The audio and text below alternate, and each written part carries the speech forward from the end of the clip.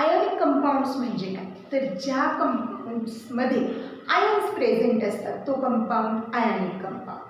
The compound in which constituent elements are ions or constituent are ions, ज्याच्यामध्ये constituent हे ions असतील तो ionic compound, आणि ज्याच्यामध्ये आयनमध्ये बॉन्डिंग आहे तो आयोनिक बॉन्ड.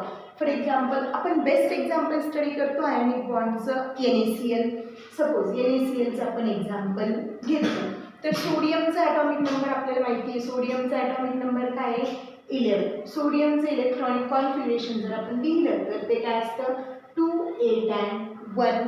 सोडियमला स्वतःचं ऑक्टेट कंप्लीट करायचं असतं. आता ऑक्टेट म्हणजे काय, तर जसं प्रत्येक इलिमेंट एक टेंडन्सी असते प्रत्येक इलिमेंटची, त्याला त्याच्या आउटर मोस्ट ऑर्बिटमध्ये 8 इलेक्ट्रॉन्स कंप्लीट करायचे. मग 8 इलेक्ट्रॉन्स एनी हाऊ